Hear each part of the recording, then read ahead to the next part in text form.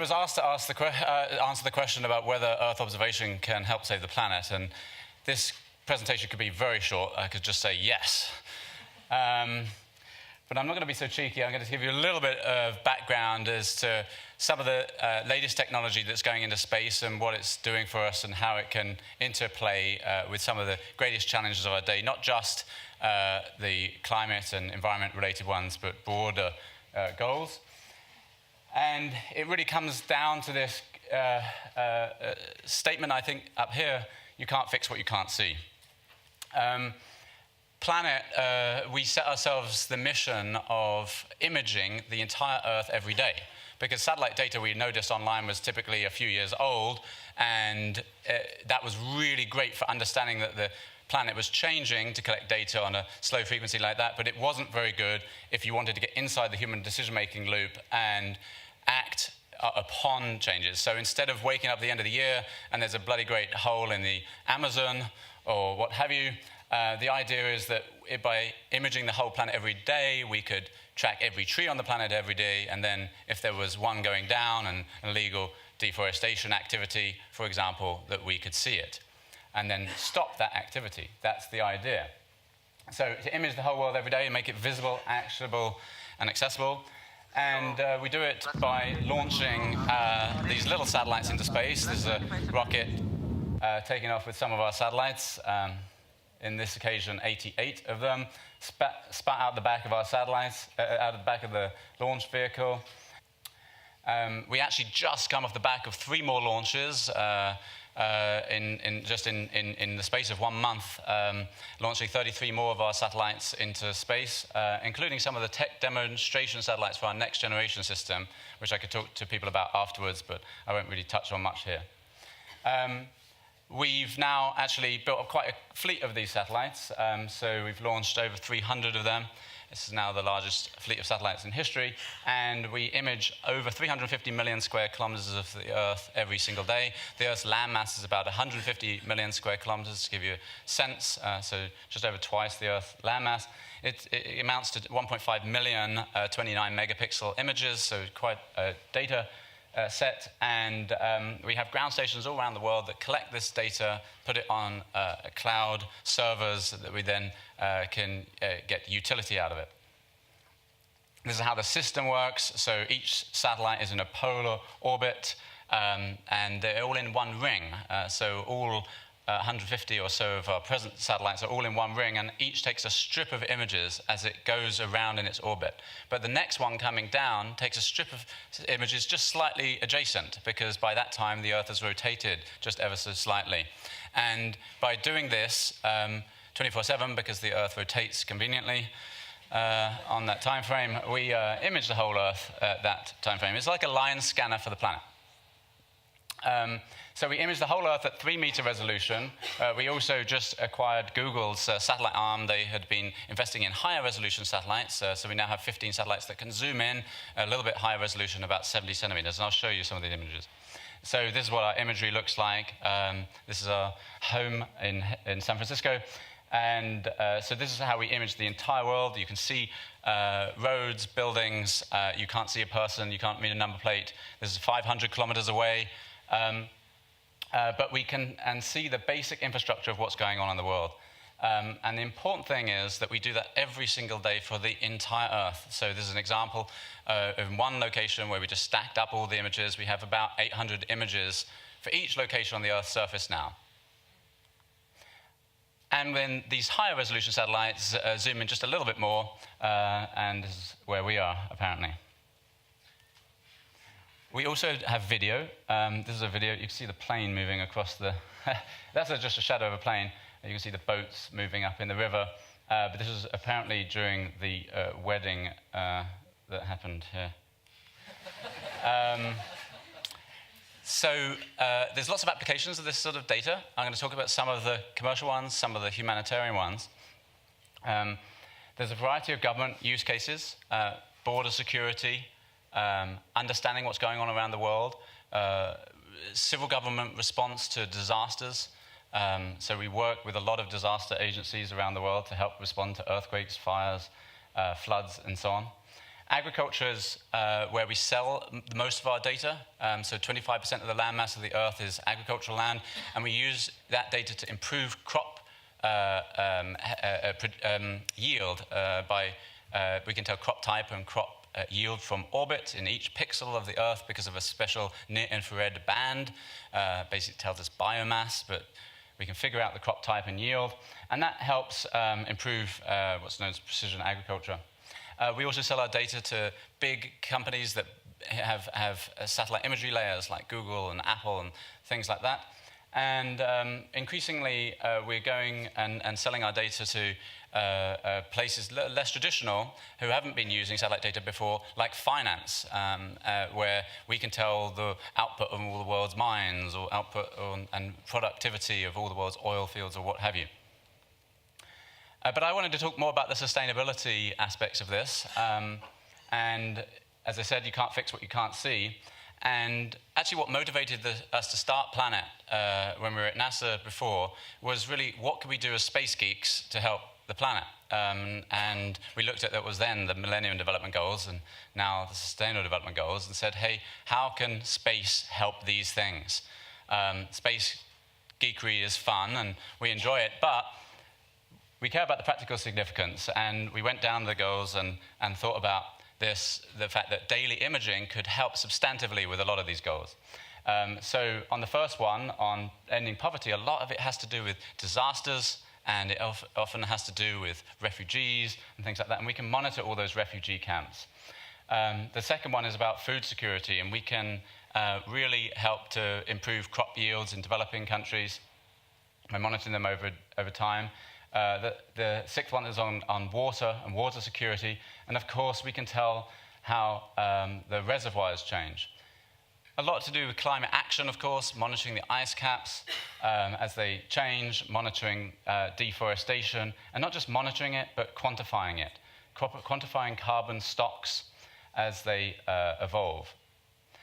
Recently, we've been doing some projects in marine protection, particularly around coral reefs, and mapping the world's coral reefs in a really detailed way. And not just mapping them, but classifying the different aspects of the corals in order to determine the exact makeup of these corals, and then stop on a daily basis by monitoring them daily, illegal fishing and trawling and other activities, or catch bleaching early, because there's certain things that can be done when you catch bleaching early. So, and this is actually a little slide just on that particular thing. Detecting illegal fishing is one of the things that we do quite a lot with a lot of different governments.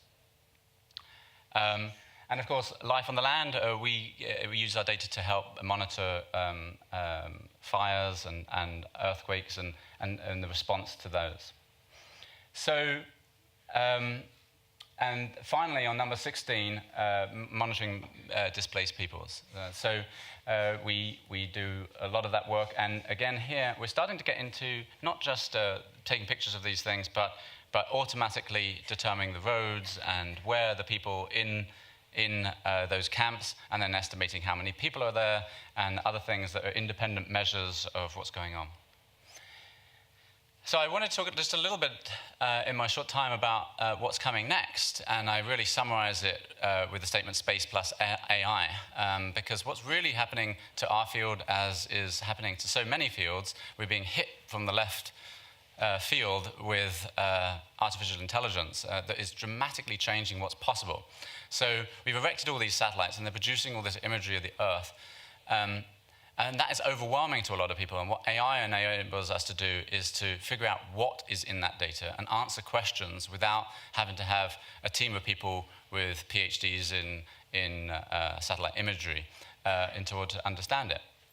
And actually, so what we're doing is we're taking all of the images and saying, hey, that's a ship, this is a plane, this is a road, this is a building, this is a tree, this is a car, this is all these different features. And essentially, we're creating a database of all the objects on the Earth over time, so that then you can, as I say here, query the Earth. And so a bit like Google indexed what's on the internet and made it searchable, we're trying to index what's on the Earth and make it searchable. So that then you could ask simple questions like, how many ships are there in all the world's ports? And give me a plot of that versus time.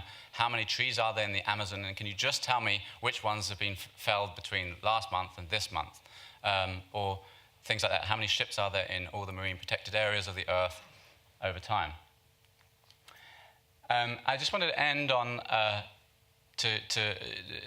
this little presentation on a really recent example, and this is the dam collapsing in Brazil just last week.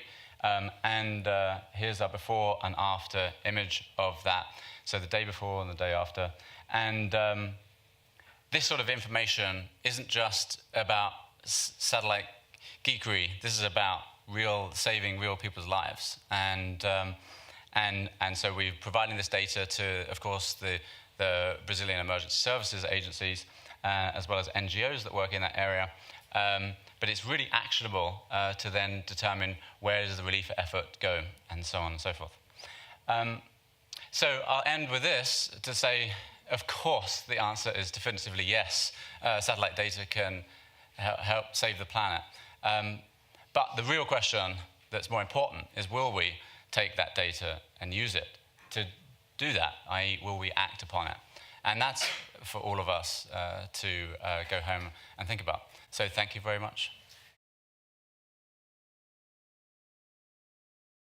Great to be here and great to be following Will, because I think a lot of the changes that we've seen in the satellite sector are in no small part down to the advances that Will has driven. So about 5 years ago, people are saying the sorts of things that Will's just talked about would just not be possible.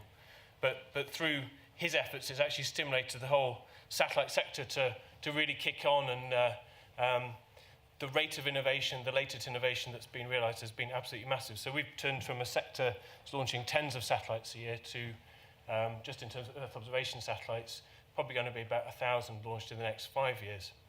So at the Satellite Applications Catapult, we're a not-for-profit technology innovation center focused on driving economic growth through the use of satellite data. Now, our mission is to innovate for a better world empowered by satellites. We spend a lot of our time building demand and interest in this data, and actually there are myriad opportunities for the uses of it. So when I was asked to talk tonight about just one or two applications, I've picked a couple that I think really highlight a few key points for me. Firstly, that it's not about satellite data, it's about all sorts of different data sources, of which satellite data is just one part. Secondly, it's about working together. So we've got to use all the different levers available to us to make these things real. Political, economic, social, technological, environmental, all these things coming together.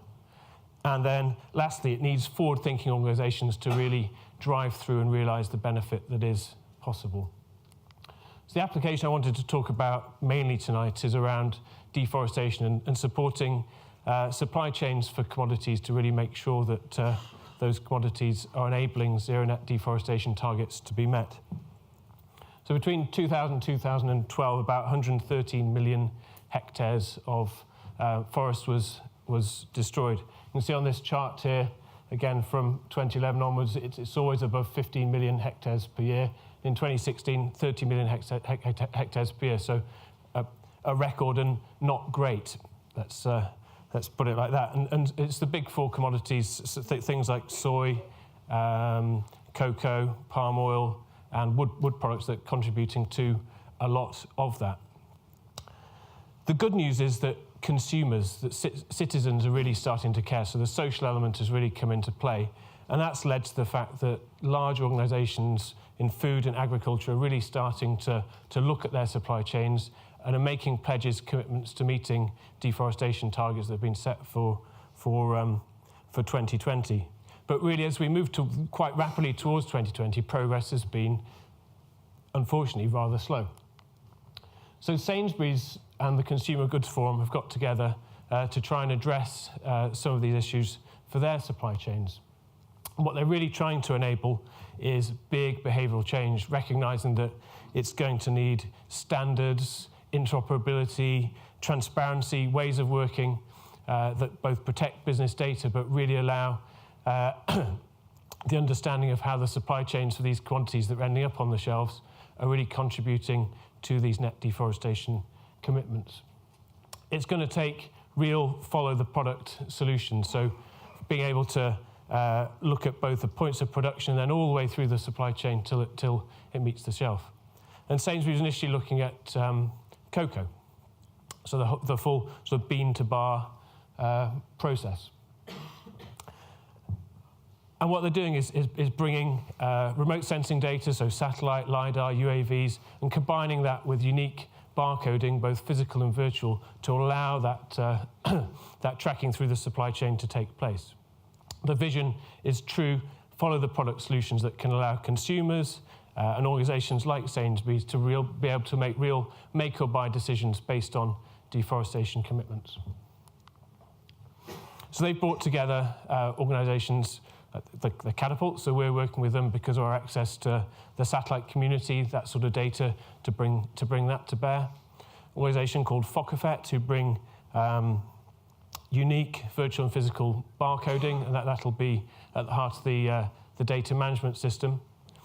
And then they're really bringing all that together to help deliver the benefits. And Will mentioned illegal fishing. So we've already had experience working with Sainsbury's to support the provenance of the fish that hits their shelves. So again, similar issues insofar as fragmented supply base, and in terms of actually making sure that we can deliver the data, combining all sorts of different data sets together to give the consumer the real comfort and knowledge that that fish has been sourced ethically, that we can do so again with these big four products. I was also asked to talk briefly about emissions monitoring and air pollution. I think Will's talked to us about some of these visible images that are being produced from satellites. So in addition to that, you've got things like infrared, hyperspectral, multispectral satellites that can deliver complementary information, allow you to extract information about the atmosphere, about the land, about the things you're looking at, that give a complementary set of information that can, again, really help us as we look to protect our planet moving forward. So we've got asset owners, investors that are very interested in understanding the emissions from their assets. We've got citizens and cities that are interested in air pollution. But I think the point I'd really like to make here is that these applications, they've been possible for a long time. There have been pilots of these sorts of things, but it's been very, very difficult to get public funding, let alone private funding for these things. But because each of the levers, political, social, environmental, and technological, have all started to change at the same time, these are now becoming possible. So in the case of air pollution, you've got the citizens saying, we care, you've got cities saying, we care. The world of satellites have evolved, which means that the costs have come down, that the quality of the product's improved. So all of a sudden, what wasn't possible is possible because we've all been working together. And I think that is a really important point. You look at some of these organisations down the bottom, GHGSat, they're funded by the Oil and Gas Climate Initiative. EarthSense, they're raising venture capital, so private venture capital money going into a company that's looking at air pollution. This would not have been possible 2 years ago, let alone 5 years ago. So it really is a very exciting time for how technology and satellites can really go towards helping the planet. But the key point is really that satellites are a technology. Technology alone will not achieve the impact that we're looking for. It's only by doing it together that real impact will be achieved. So we've got to make sure that we work together, we make the most of each of these levers, political, social, economic, environmental, technological, evolve them all together so that really we can innovate for a better world empowered by satellites. Thank you.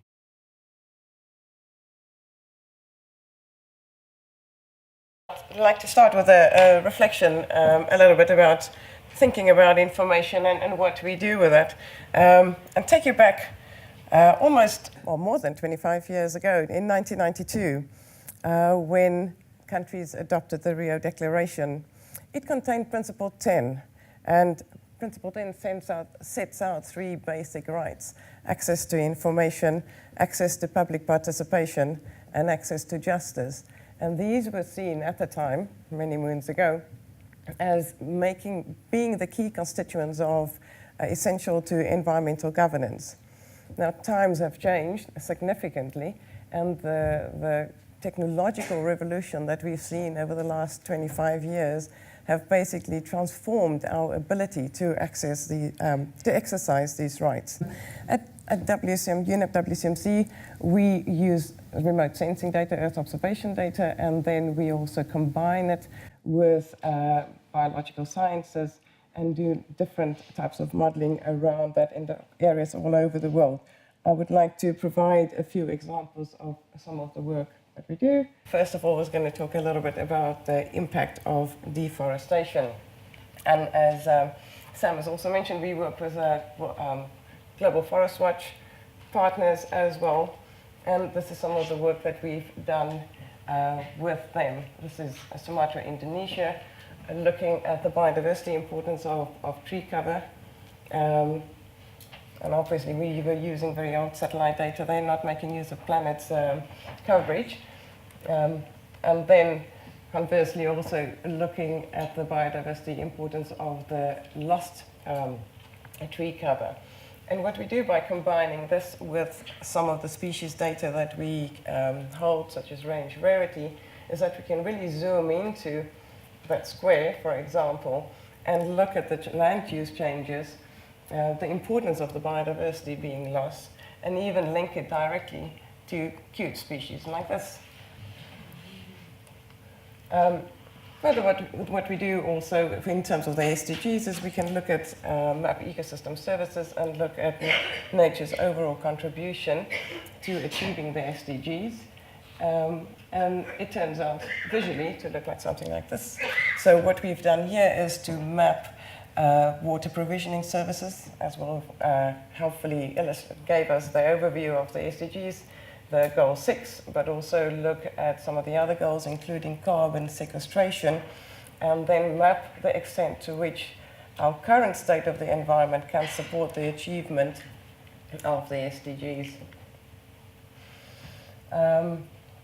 Moving more towards monitoring, we develop indices that basically brings together biodiversity significance and forest biodiversity intactness to look at how can we provide information management systems to conservationists, land use planners, to look at the different forest biomes all over the world.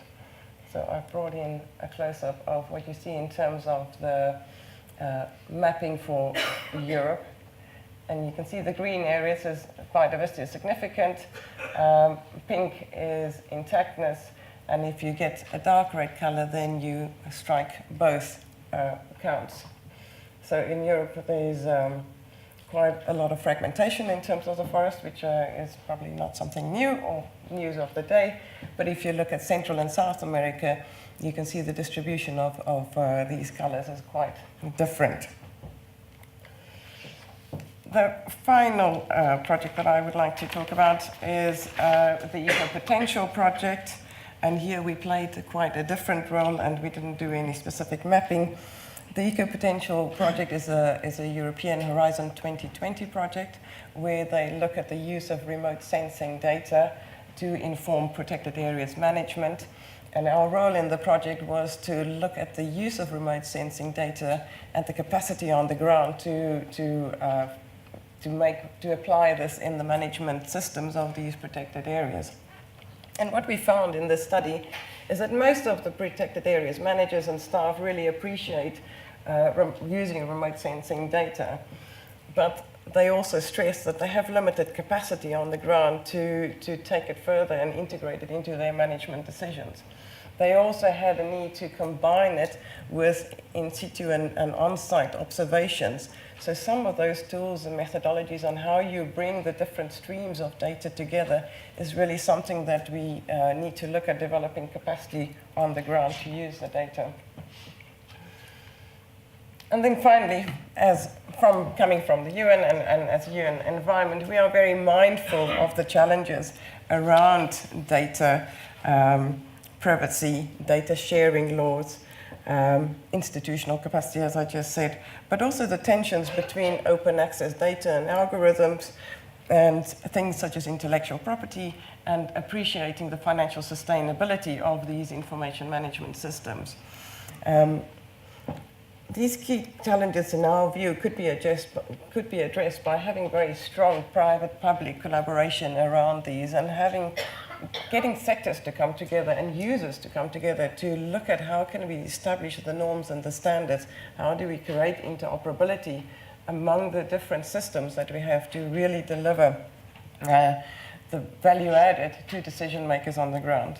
I'm afraid we didn't have a lot of disagreement among the speakers so far, because I'm also absolutely convinced that technology is the means to the end.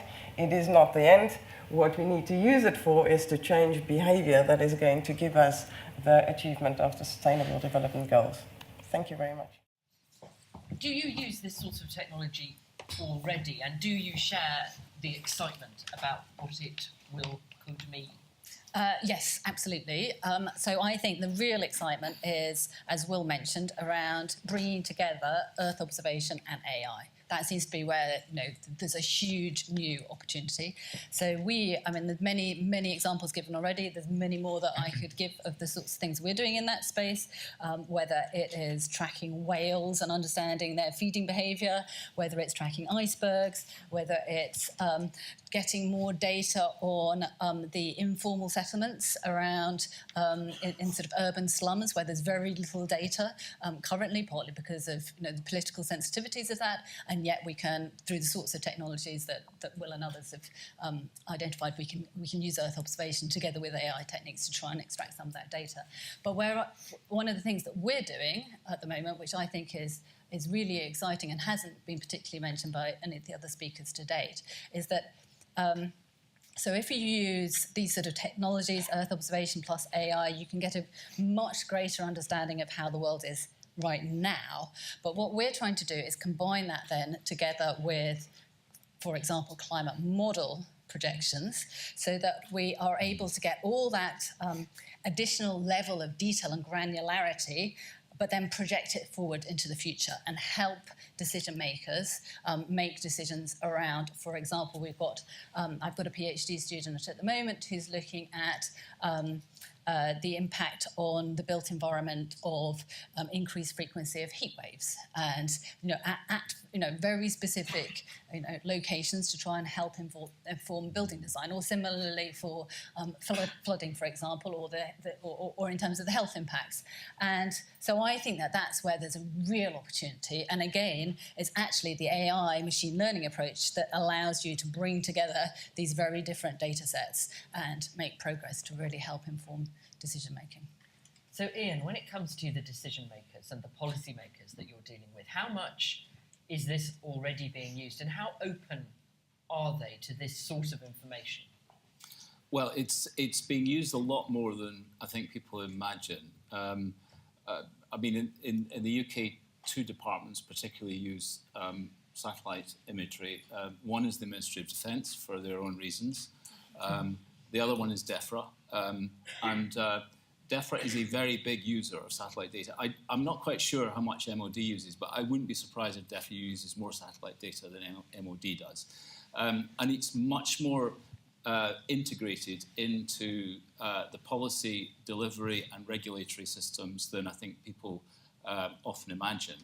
And just to give you an illustration of that, right now there's an environment bill before Parliament, and if that goes through in anything like its current form, and of course there's uncertainty around that, but it will in the end hold government to account for delivering certain environmental outcomes, and those outcomes will be measured against a number of metrics on the environment, and there's a suggestion that there's going to be between 40 and 50 of them roughly, and not all, but probably most of those metrics will be delivered through Earth observation in some way or other. Some will be entirely Earth observation, but Earth observation will be right at the centre of allowing us to make judgments about whether we are, through the policy delivery process and the regulatory process, marching ourselves towards better environmental outcomes.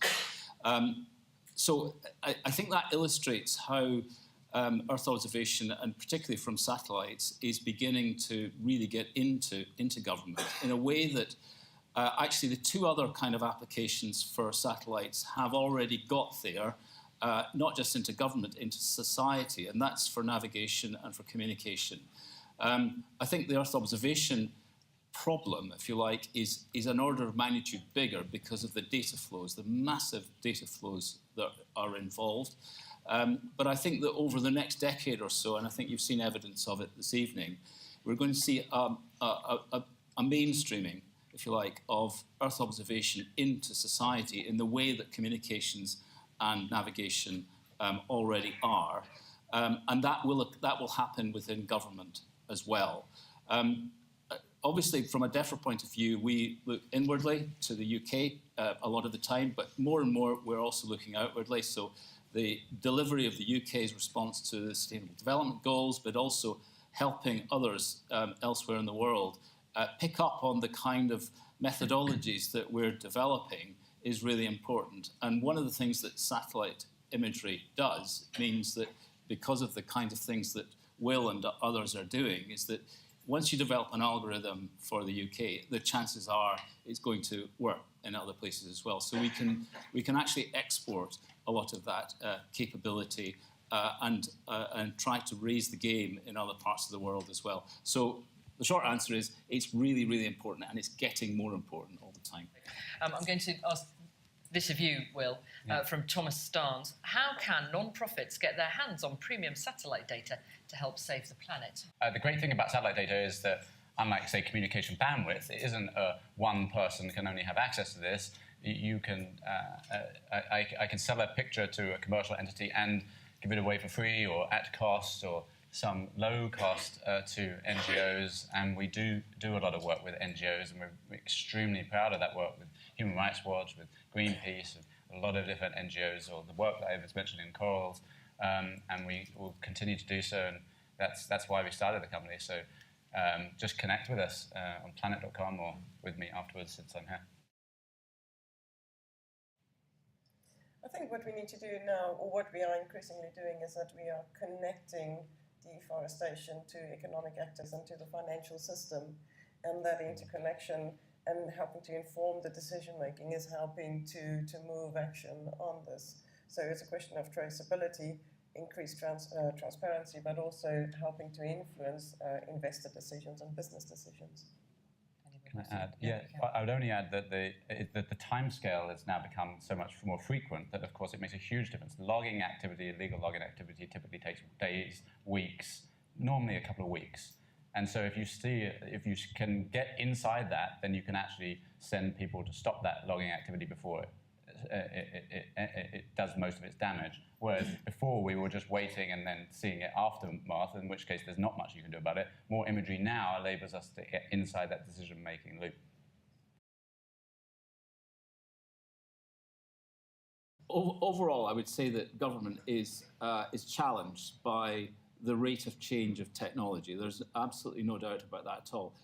There are underlying reasons for that, some of which are about conservatism within government, with a small c, conservatism within government about not wanting to get things wrong and being responsible for regulation. And sometimes new technologies are ahead of the game, but they're not 100% reliable. And when you're into regulation and into legal process, you need that reliability. You need the data to be there. It needs to be to a certain standard. And if you're paying farmers based on the back of it, it needs to be right. Because if you don't get it right in the current system, the European Commission will come in and fine you for it, and all those sorts of things. So there's that conservatism sits there. But there's always a bit in government that is ahead of the pack, if you like, is looking at what can actually be done. But again, one of the things that slows government down is just the pace with which finance can become available to do things. I mean, I can tell you now in DEFRA, there are people who would just love to get a hold of all the stuff that Will is talking about and implement it tomorrow. And they have the skills to do it, but they just don't have the support mechanisms to do it because the policy customer has to be convinced that this is going to make a difference and it's actually going to work. So government is just big, it's complex, and it doesn't have the agility that we'd all like it to have a lot of the time.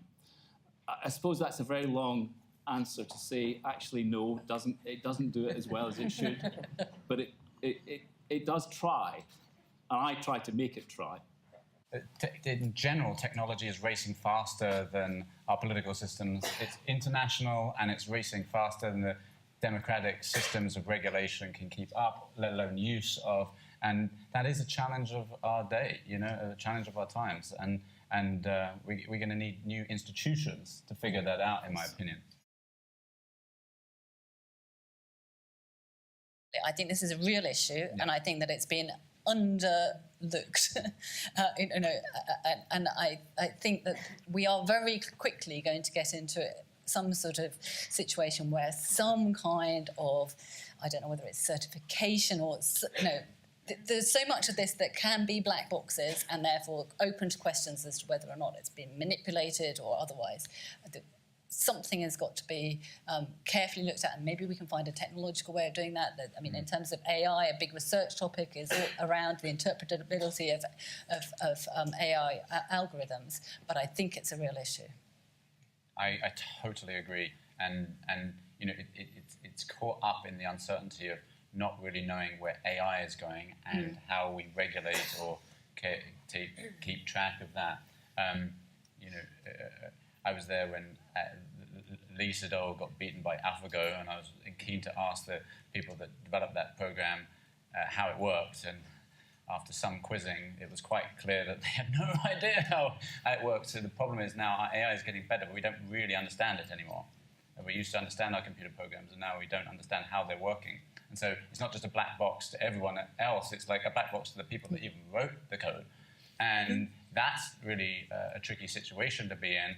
And yeah, we have a situation where there are forces at work using social media now to manipulate democratic outcomes of elections. And so you apply to this situation like this, and you start worrying about scenarios where manipulation of these tools to the right answer that people wanted certainly becomes a worrisome possibility. So AI and space have these potentials wrapped up in the AI, broader AI. Where is that taking us? Challenge. And for that, we have to look to companies like Google and Baidu and Facebook and all these companies that are pioneering this technology, because it's their code bases on which all of this is being developed. Yes. So we depend on them a lot, unfortunately. Yes, and I think the AI has the potential to really sort of evolve and self-feeding the beast into different streams that might be quite difficult to manage later on.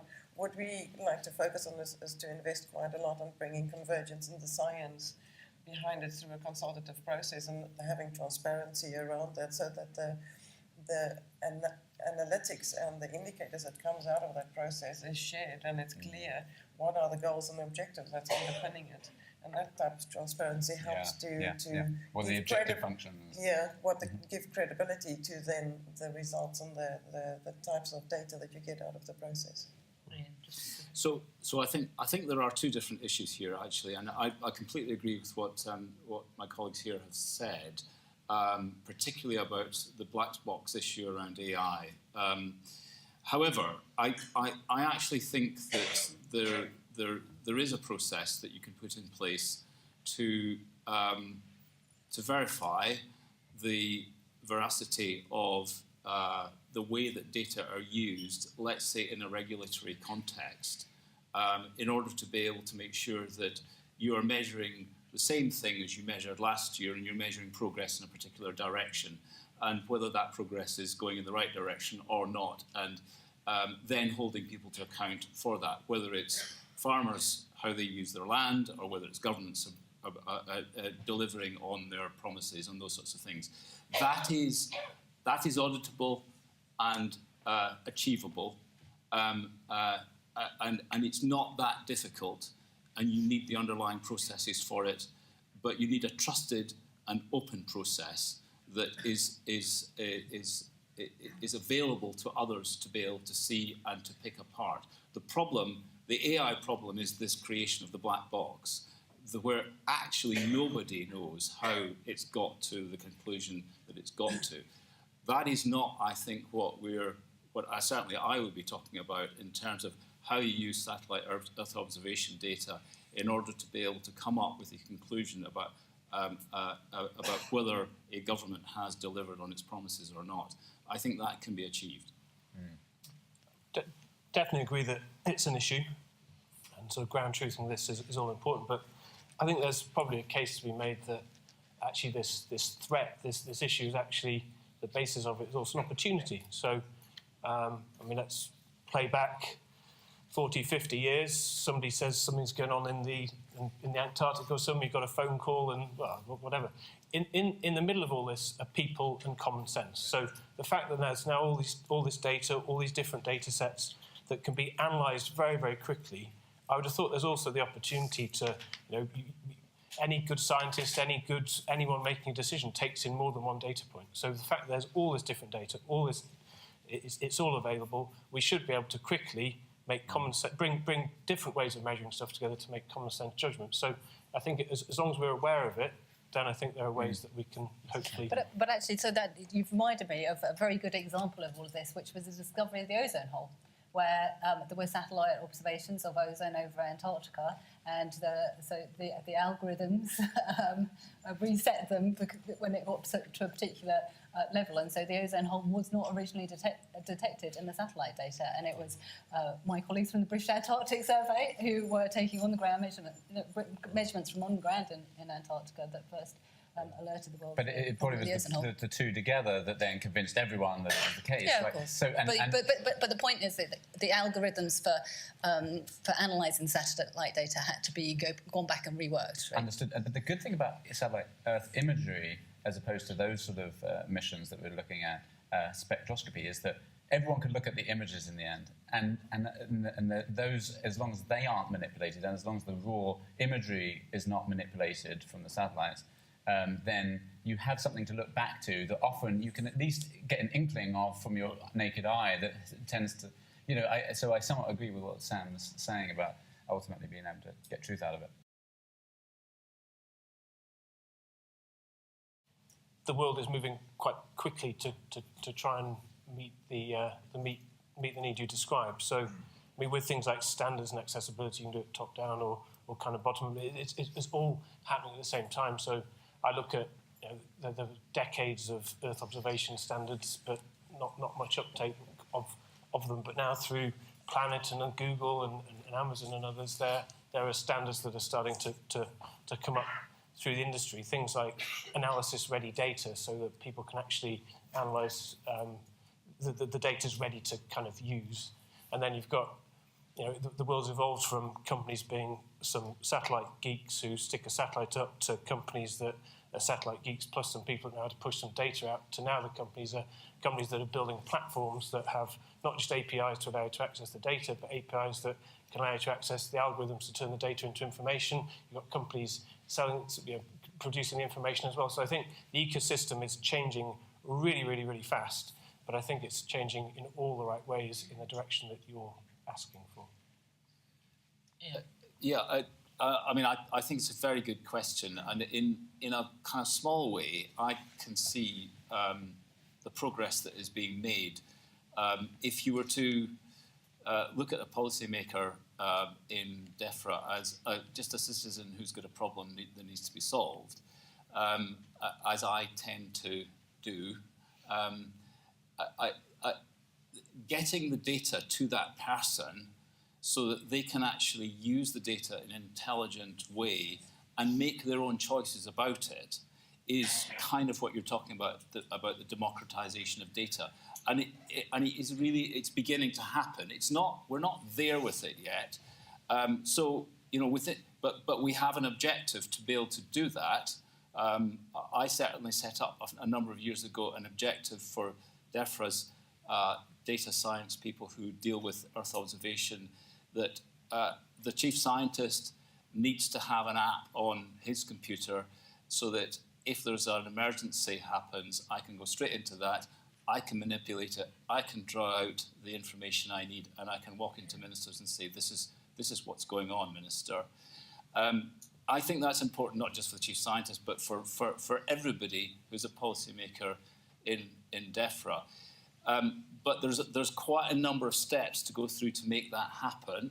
But I would say we're 60 or 70% along the way to being able to do that at a DEFRA scale.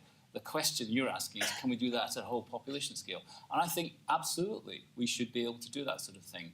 I think some of the systems that Will and others are putting together should be able to make that happen. But we need to be able to make sure that the front door is available, the apps are available for people to be able to get access to the information. Yeah, so I think this is a real issue that needs attention, because otherwise there is a risk that we will increase inequalities through differential ability to access information. So there's two different things, really. There's the data itself, and there's the data products, the post-processing of that data. And I sort of fear that at the moment, I mean, Will has described how, a core value, if you like, of your business is exactly that you were rooted in originally providing this information for all sorts of good causes as well as for commercial gain. But that's the goodness of your company, right? We live in a dog-eat-dog world. Not all companies are going to have the same core values as yours do. I sort of feel that policymakers do need to keep an eye on this to make sure that the right sort of policy framework is in place around this, so that we don't find that there's some section of the population that is able to pay for that data and access it, and others that can't. Especially, actually, that becomes especially true if the data originally was funded by public funds, and then somehow it's been captured and commercial gain. Not that one doesn't want to create value for the UK economy through all the wonderful innovative businesses that are doing their bits and pieces around it, but there might you might consider that there's a certain set of data products which were somehow for the public good that you would want to try and preserve public access to.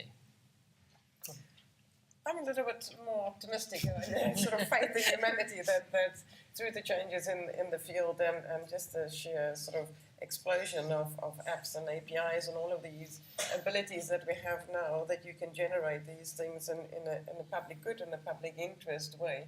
I'm not completely naive about sort of issues around fairness and equity and how important that is in terms of access to data and access to information about your environment. But I feel a little bit more optimistic that there's a lot happening already, and there's a lot of technological ability to help us to bring these data sets together to run it almost on a query basis. Listen, I don't. There is a flip side to this as well, right? So the great benefit of some of this is exactly that people can then have apps on their phone that tell them about local air quality, and that suddenly drives behavioural change and then ultimately feedback on policy. So of course there is you can also sell the democratisation of the story around this as well. I'm just saying that you've got to look at all different angles. Sure. Briefly. Yeah, so you talked about deluge of data, but I mean, as I was saying in my talk, like the whole point of adding the AI and this fact that's coming to the fore is exactly to the ability of not needing the satellite PhDs in order to figure it out. And what we envision is, just to put a slightly finer point on it, is these what we call spatial information feeds from our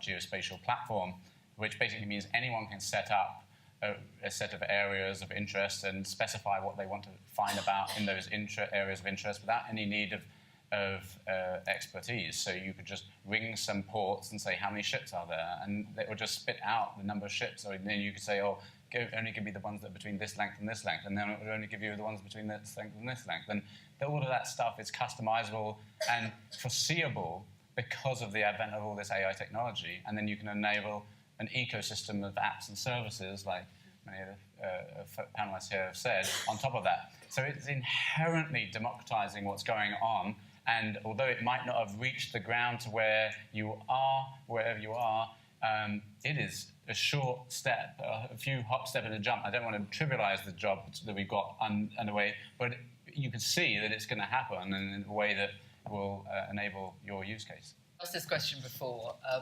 We pretty much think satellite observation can help save the planet, but will we act on it? Hands up. Will we act on all the information that we've discussed tonight? Oh, that's optimism right there, ladies and gentlemen.